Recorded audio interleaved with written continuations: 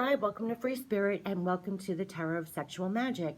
So this is a deck that I've had for quite a while, and I posted a close-up review of these beautiful cards. They're great for love readings. And these are the cards to refresh you. I mean, they're just gorgeous. I mean, some of them are graphic, but a lot of them are really romantic. What I'm doing here is a lot of people have been contacting me that they're missing the guidebook.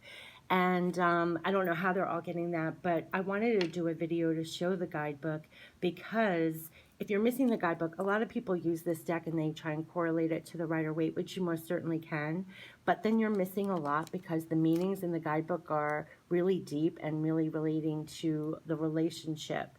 So when I keep getting contacted that they're missing guidebooks, can I send them guidebooks? I don't have guidebooks like that, and I can't possibly send guidebooks like that, but I thought I would do a video where I can slowly go through the guidebook so that you can pause the video. You could write down. It's only like one sentence or two for each one.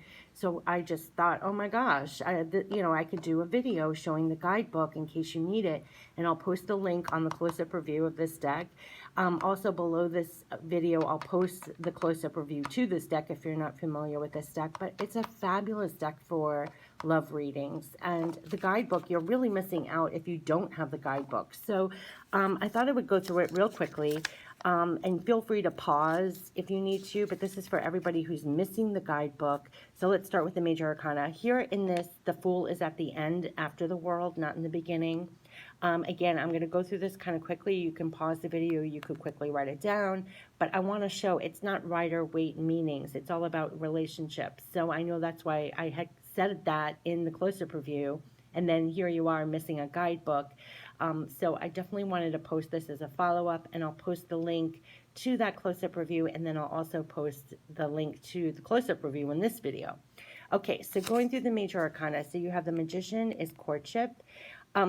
What you see in bold is describing what you're seeing on the card. So that's what she named the card, is in bold. And the Magician, the theme is courtship, and then we'll just have the one line, two line of what that means within the relationship. Okay, so that's how you read it. So here we have the major arcana. The Magician is courtship. The High Priestess is waiting. The Empress is invitation. The Emperor is virility. And again, you're going to have the bold is the picture, and here is the one-line meaning, okay? If you need more time, just pause it or whatever. Let's get through. I just want to go real briefly through here. So now the Hierophant is support. The Lovers is seduction. The Chariot is conquest. Justice is meeting. And the Hermit is refusal. And there you have the one line for each card. The Wheel is change. Strength is dominion. The Hangman is sacrifice. Death is abandon. And the Temperance is disconnect. And remember that what's in bold is what you're looking at on the card, and then the line after is the full description of what's happening within the relationship. Okay, so Temperance, now we go here. Again, if you need more time, just pause or rewind or go forward. The Devil is magnetism. The Tower is betrayal. The Stars is attraction. The Moon is fancy. The Sun is fusion. The Judgment is love at first sight. The World is gratification. And here's the Fool, an erotic outburst, surrendering to love. You see what I mean? So just with the majors, you're getting the feel. It's totally different from Rider-Waite if you choose to go by the guidebook.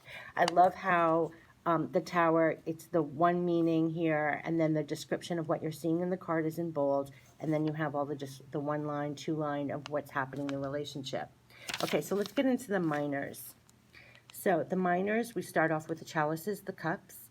So we have the Ace is ecstasy, and again, what's in bold is what you're looking at on the card, and then the one line is the message. Ecstasy. 2 is involvement. 3 is passion. 4 is habit. 5 is guilt. 6 is memory. 7 is flight of fancy. 8 of cups is bashfulness. See, it's very different. 9 is euphoria. 10 is attachment. But now we get into the core cards. The Knave is jealousy. The Knight is modesty. The Queen is tenderness. And the King is satisfaction. So You can pause or go back or forward at any point in this video. I just want to slowly go through so you have a chance to see it, pause it, write it down, or just refer to this video if you need to while you're using your cards. Pentacles, Ace is gratification.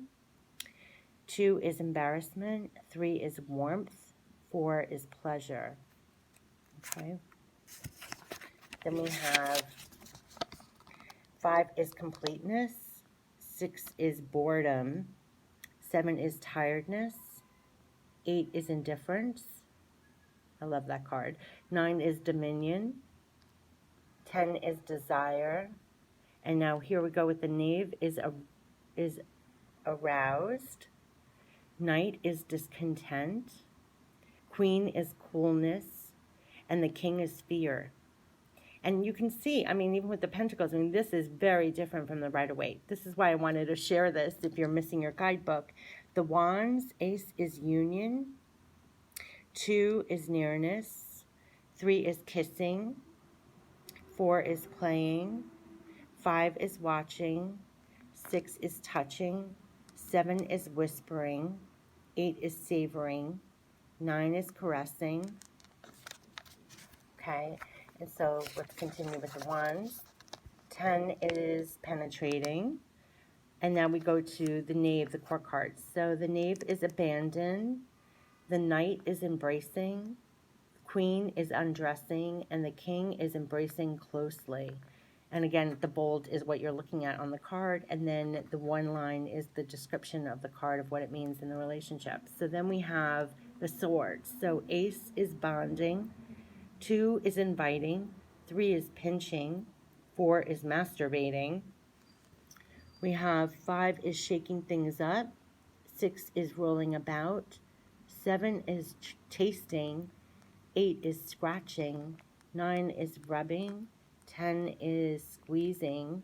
And now we get in the court cards. So we have the knave is biting. The knight is, oopsie, now I'm running out of juice. The knight is taming. Let's get back here. Hold on a second. We have the queen is exploring. The king is fondling. And that's it. So then she gives different ways that you can do it, different spreads that you can do. The first card represents desires. The second card represents fears. The third card represents the life lesson that you might want to do, and then it goes into the other languages. But I wanted to go through, if you're missing the guidebook, so that you could pause, you can rewind, you can go forward, you could write it down, because it's only one line, again, you know, going back, so you just have the one line keynote.